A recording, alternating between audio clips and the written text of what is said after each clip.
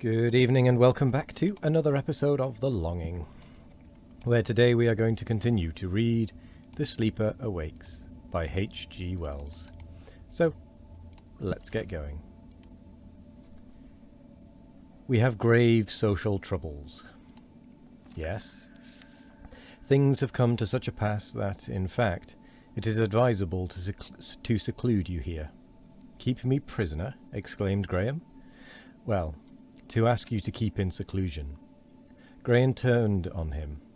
This is strange, he said. No harm will be done to you. No harm, but you must be kept here, while I learn my position, I presume. Precisely. Very well then.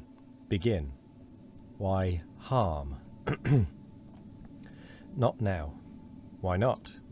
It is too long a story, sire. All the more reason I should begin at once. You say I am a person of importance. What was that shouting I heard? Why is a great multitude shouting and excited because my trance is over? And who are the men in white in that huge council chamber? All in good time, sire, said Howard. But not crudely, not crudely. This is one of those flimsy times when no man has a settled mind. Your awakening, no one expected your awakening. The council is consulting. What council? The council you saw. Graham made a petulant movement. This is not right, he said. I should be told what is happening. You must wait. Really, you must wait. Graham sat down abruptly. I suppose since I have waited so long to resume life, he said, that I must wait a little longer. That is better, said Howard. Yes, that is much better. And I must leave you alone, for a space, while I attend the discussion in the council. I am sorry. He went towards the noiseless door, hesitated, and vanished. Graham walked to the door, tried it, found it securely fastened in some way he never came to understand, turned about, paced the room restlessly, made the circuit of the room, and sat down. He remained sitting for some time with folded arms and knitted brow, biting his fingernails and trying to piece together the kaleidoscopic impressions of this first hour of awakened life. The vast mechanical spaces, the endless series of chambers and passages. Sorry, my throat really has been bad recently. The great struggle that roared and splashed through these strange ways, the little group of remote, unsympathetic men beneath the colossal atlas, Howard's mysterious behaviour. There was an inkling of some vast inheritance already in his mind, a vast inheritance, perhaps misapplied, of some unprecedented importance and opportunity. What had he to do? And this room's secluded silence was eloquent of imprisonment. It came into Graham's mind with irresistible conviction that this series of magnificent impressions was a dream. He tried to shut his eyes and succeeded, but that time-honoured device led to no awakening. Presently he began to touch and examine all the unfamiliar appointments of the two small rooms in which he found himself. In a long oval panel of mirror he saw himself and stood astonished. He was clad in a graceful costume of purple and bluish white, with a little grey-shot beard trimmed to a point, and his hair, its blackness streaked now with bands of grey, arranged over his forehead in an unfamiliar but pleasing manner. He seemed a man of 45, perhaps. For a moment he did not perceive this was himself. A flash of laughter came with the recognition. To call on old Warming like this, he exclaimed, and make him take me out to lunch. Then he thought of meeting first one and then another of the few familiar acquaintances of his early manhood, and in the midst of his amusement realized that every soul with whom he might jest had died many score of years ago. The thought smote him abruptly and keenly. He stopped short. The expression of his face changed to a white consternation.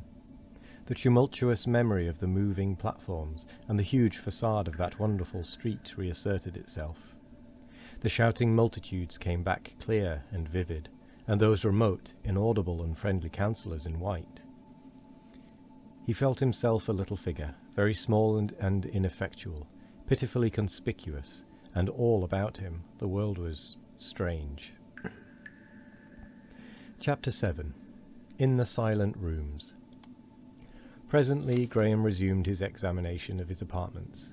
Curiosity kept him moving in spite of his fatigue. The inner room, he perceived, was high, and its ceiling dome-shaped, with an oblong aperture in the centre, opening into a funnel in which a wheel of broad vanes seemed to be rotating, apparently driving the air up the shaft.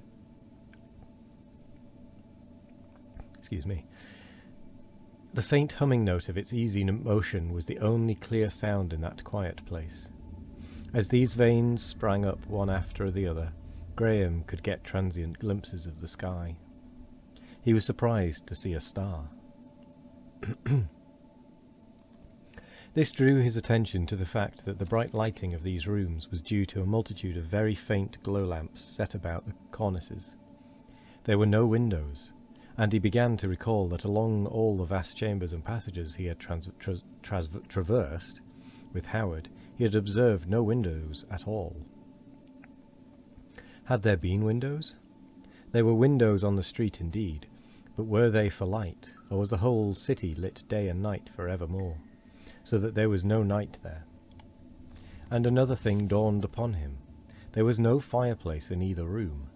Was the season summer, and were these merely summer apartments, or was the whole city uniformly heated or cooled? He became interested in these questions, began examining the smooth texture of the walls, the simply constructed bed, the ingenious arrangements by which the labour of bedroom service was practically abolished. And over everything was a curious absence of deliberate ornament, a bare grace of form and colour, that he found very pleasing to the eye. There were several very comfortable chairs, a light table on silent runners carrying several bottles of fluids and glasses, like two plates bearing a clear substance like jelly. Then he noticed there were no books, no newspapers, no writing materials. The world has changed indeed, he said. He observed one entire side of the outer room was set with rows of peculiar double cylinders inscribed with green lettering on white that harmonized with the decorative scheme of the room. And in the centre of this side projected a little apparatus, about a yard square, and having a white smooth face to the room. A chair faced this. He had a transitory idea that these cylinders might be books, or a modern substitute for books, but at first it did not seem so. The lettering on the cylinders puzzled him. At first sight it seemed like Russian. Then he noticed a suggestion of mutilated English about the certain of the words. The man who'd be kin forced itself on him as the man who would be king. Oh, I see. Phonetic spelling, he said. He remembered reading a story with that title. Then he recalled the story vividly. One of the best stories in the world. But this thing before him was not a book as he understood it. He puzzled out the titles of two adjacent cylinders. The Heart of Darkness he had never heard of not before, nor The Madonna of the Future. No doubt, if they were indeed stories, they were by post-Victorian authors. He puzzled over this peculiar cylinder for some time and replaced it. Then he turned to the square apparatus and examined that. He opened a sort of lid and found one of the double cylinders within, and on the upper edge a little stud like the stud of an electric bell. He pressed this, and a rapid clicking began and ceased. He became aware of voices and music, and noticed a play of colour on the smooth front face. He suddenly realized what this might be, and stepped back to regard it. On the flat surface was now a little picture, very vividly coloured, and in this picture were figures that moved. Not only did they move, but they were conversing in clear small voices. It was exactly like reality viewed through an inverted opera glass, and heard through a long tube. His interest was seized at once by the situation, which presented a man pacing up and down, vociferating angry things to a pretty but petulant woman.